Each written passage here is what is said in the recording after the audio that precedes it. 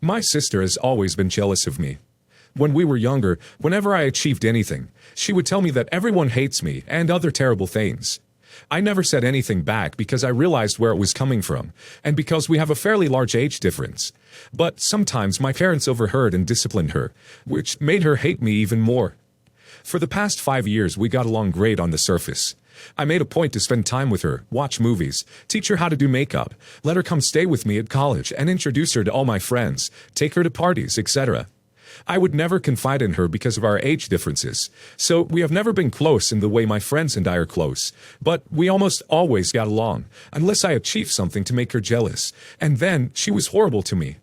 Oftentimes, she would achieve the same thing later on, and I would congratulate and be supportive of her, but I always felt a little annoyed that I was robbed of that support, but need to provide it. Now I am getting married. I thought maybe she had grown up now. I have lots of friends, but chose my sister to be maid of honor, because one day I hope to have a close relationship with her, and I realize the age difference will be less and less as we get older, and because I come from a close-knit family. I did not think that her jealous streak would come out again, because she has a new boyfriend and she is younger and not expecting to be married yet. She didn't congratulate me when she found out about my engagement, just started telling me the things I couldn't do at my wedding because she was going to do at hers. Colors, hairstyles, music, etc.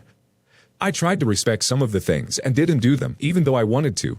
I did not ask her opinion on anything or to help with anything, because I knew she was only looking out for her own future wedding. However, my mom asked her opinion on my hairstyle when we were all together one time, and she stated that I could not do this one hairstyle that I love, and it was something I did want to do, and said so. She was so upset and angry, but I decided to put my foot down this time. She claimed it was her idea because she said it first, but I haven't even started to plan that aspect of my wedding yet, and didn't open the discussion on it in the first place. She is also trying to get me to let her wear a dress that is super flashy and different from the rest of the bridesmaids, and I said no to that too. I don't think I'm being a bridezilla. I just want to do the wedding the way I want to. I am paying for it after all. I'm not sure what to do. She is not doing hardly anything for the wedding except planning the games for the shower and writing a speech, and that's totally fine. I don't expect anything. But I just wish she would stop being so jealous. I'm not so much worried about the wedding as what this means for our relationship going forward.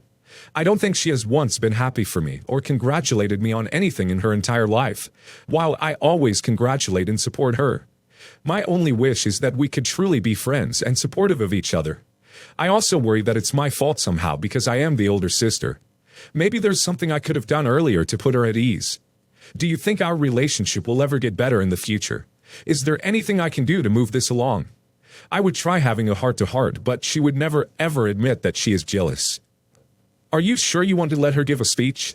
If she never has anything good to say about you, and she's having power struggles with you over your wedding, it seems likely that will come out in the speech. It might be a good idea to move her speech to the rehearsal dinner, or ask your mother to read her sister's speech beforehand or something. As for the sibling relationship, I think what you've been doing is the right approach. Keep her at something of a distance, but keep trying from time to time to have positive experiences together. At 20, she still has a lot of growing up to do. But if you are never close, life will still go on. One thing you might try is to pay more attention to how your parents talk about both you and your sister and treat you both. Maybe the core of her jealousy comes from their comparisons between the two of you. If so, you probably have to address it and start combating it before the sister relationship can become more healthy. My family is incredibly wealthy. They used to own a lot of property in New York City that they bought for dirt cheap in the 1970s and recently sold it. All of it. They made an absolutely tremendous amount of money. I don't want to reveal the exact amount for privacy purposes, but it was about $30+ million.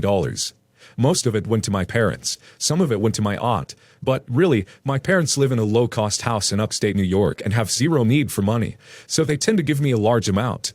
Last month, they kept pushing me to leave my current apartment for an apartment in Soho that is $4,000 a month that they wanted to get for me.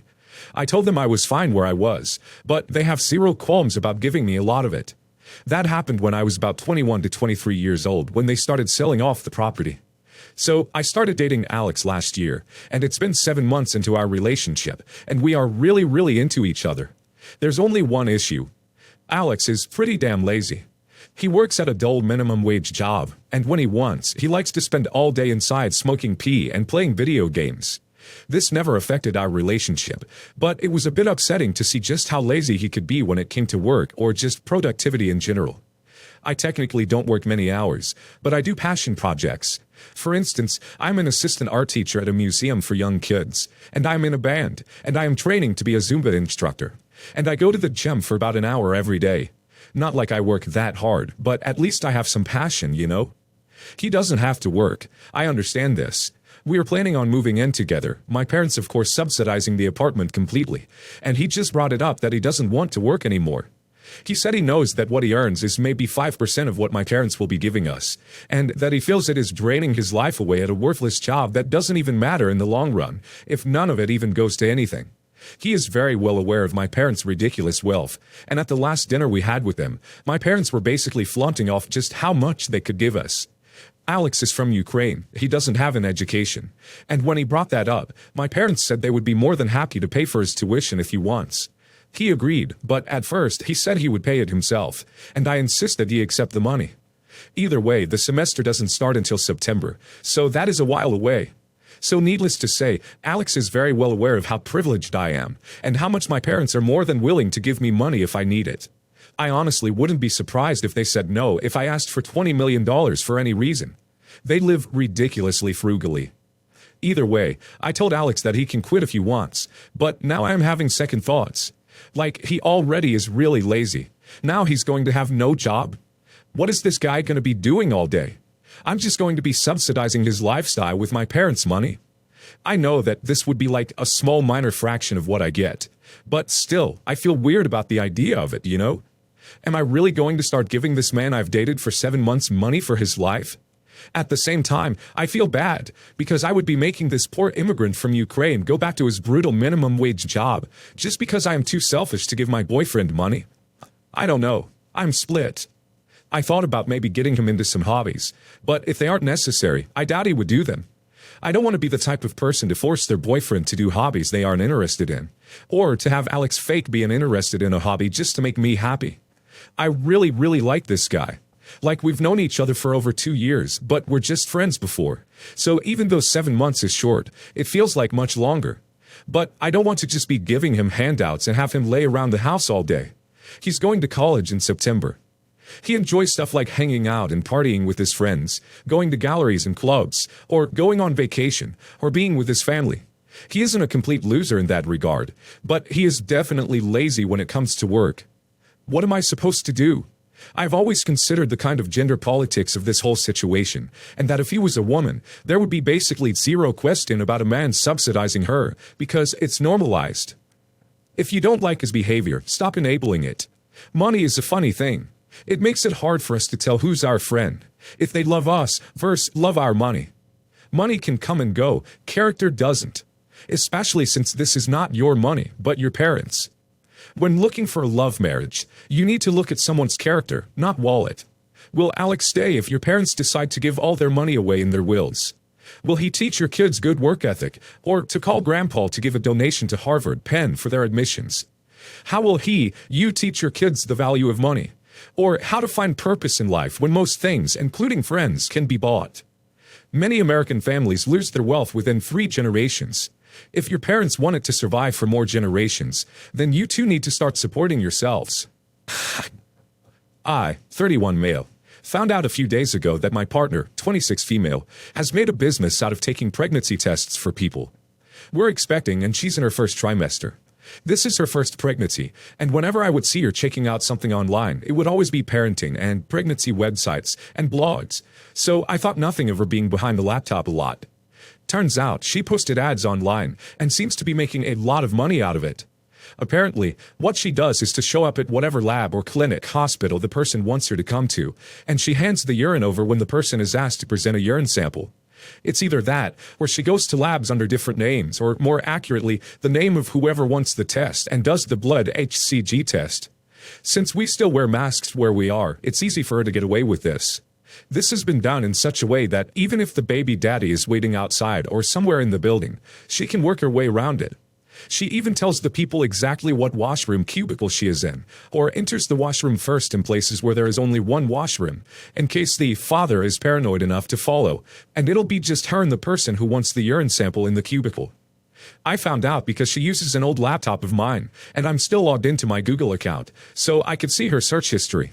I asked her why she was looking up so many clinics and labs on a daily basis, because we already had one we go to, and when the excuses didn't add up, I took the laptop and saw all the appointments that had been made. I was mad because what she did was so risky for her and our baby, aside being very wrong. I can't ask her to move out because it will lead to so much drama between our families. I'm so appalled and really don't know what to do about this situation. Your partner commits fraud for a living. Is that someone you want raising your child? That's so ducked. The poor guy who gets dragged into thinking they're going to be fathers. Tell her to stop. If she doesn't and won't move out, tell her family she's ruining people's lives for a living. As someone who worked for their state public assistance office, you'd be surprised at how many people actually do this in order to get better Medicaid or state-funded health insurance. For example, the only way to get dental work under Medicaid as an adult is if you're pregnant.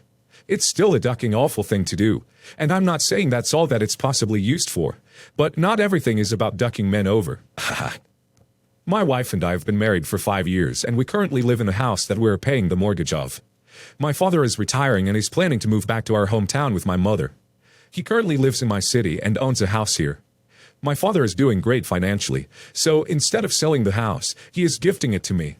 He told me that he is gifting the house solely to me and that he isn't involving my wife into it. He straight up told me that this house is mine only, and it is a financial safety net for me, so I'll never have to worry no matter what happens with my marriage. The state I live in is notoriously known for screwing people over in divorces, so having this house in my name only will make sure that if my marriage were to fall apart in the future, hopefully never, I'll be safe. I am eternally grateful to my father for making sure I'll never have to worry about my financial situation again. I'll be renting the house out for now, so it's an extra source of income. And I'll always have the house to fall back on in case things go wrong. Hopefully that will be never. I'm respecting my father's wishes and keeping myself to the plan for my own good, so I'll be the sole owner of the house. My wife isn't happy about this. She said that we are married and that everything we have should be shared and there can be no exceptions. She wants me to put her name on the house, but I straight up refused. I tried to explain to her that this is my father's house and he is gifting it to me. But she still keeps bringing up the fact that her being my wife is enough for her to also have her name on it. Our names are both on the house we currently live in together, so she has assets. The house that my father is gifting me is completely detached from her, and I'm not changing that. This argument has caused some serious tension, and I don't know how to resolve this. How should I address the situation in a healthy way? Edit.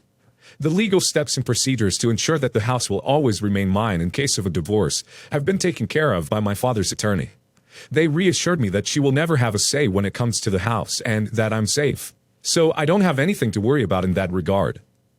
Edit 2. I was planning to use the money I make from the new house to ease the financial load on our current house. That would benefit the both of us greatly. I don't know where you live, but in some places, if you are making money off the home or use your finances to improve the home while married, it's automatically considered marital property, whether her name is on it or not. My friend's brother is dealing with this issue in his divorce. Sounds like it's time for some marriage counseling. Clearly, you're both just waiting for the marriage to end if you're this worried about having a fallback plan, and she's so concerned about you withholding assets from her. Time to see a pro and decide if y'all even want to be together anymore.